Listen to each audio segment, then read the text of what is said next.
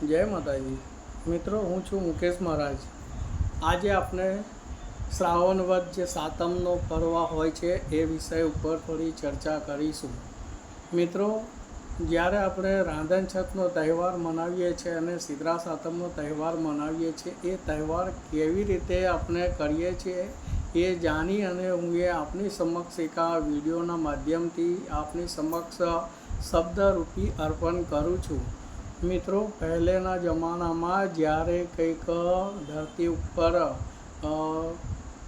ડોશીબાના સ્વરૂપમાં માતાજી જ્યારે પરિભ્રમણ કરવા આવ્યા, તો એમને જોયું ઘરોમાં જે કંઈક પૂજન અર્ચન જે થતા હતા, ભક્તિભાવ હતા, ખૂબ જ સુંદર અને સારા હતા। માં ખૂબ જ પ્રસન્ન થયા અને જે કંઈક વ્યક્તિઓનો આ ભાવ છે એ જોઈને માતાજીને ખૂબ જ આનંદ થયો।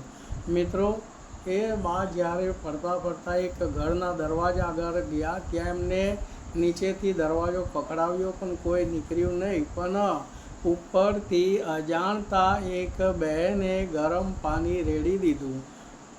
જ્યારે ગરમ પાણી રેડ્યું તો એ ગરમ પાણીના જે પડવાથી જે દરવાજા પાસે ઊભેલા માતાજી હતા ડોશીમાના સ્વરૂપમાં, એમને ઉપર પડ્યું અને એ ખૂબ જ દજાઈ ગયા।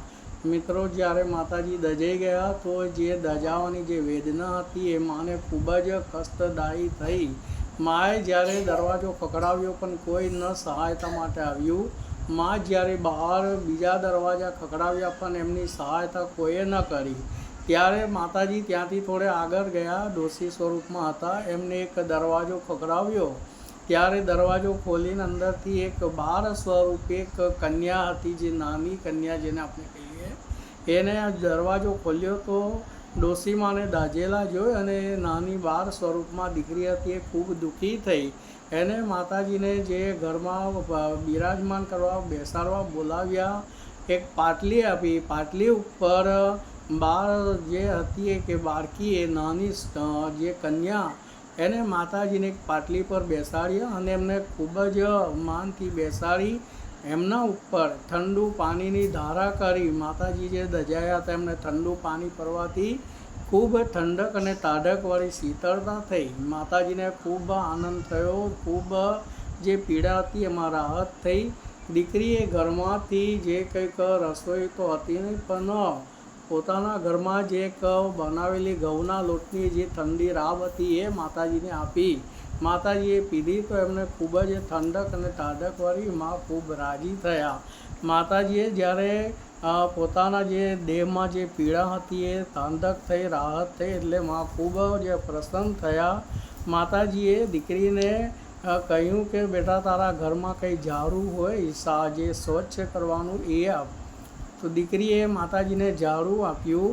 માતાજીએ ઝાડુ રૂપે ઝાડુ લઈ અને ઘરમાં જે દરિદ્રતા, જે દુઃખ, જે કષ્ટ હતા એ દૂર કર્યા અને દીકરીનું ઘર પરિવાર ખૂબ જ સુખમય થાય એવા આશીર્વાદ આપ્યા।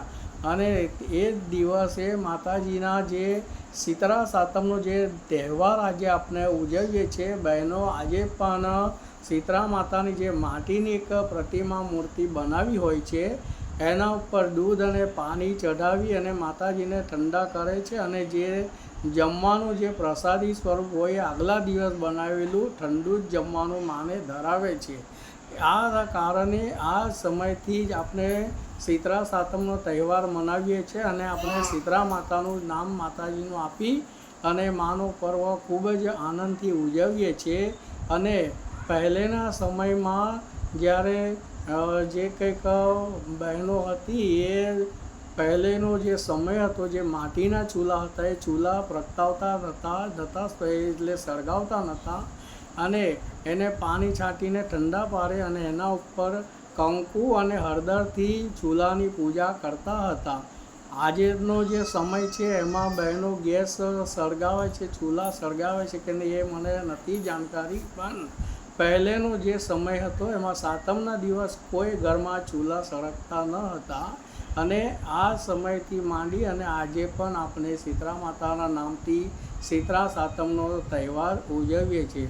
મિત્રો, આ શબ્દોમાં મારાથી કોઈ ભૂલ થતી હોય તો મને ક્ષમા કરજો। જય માતાજી।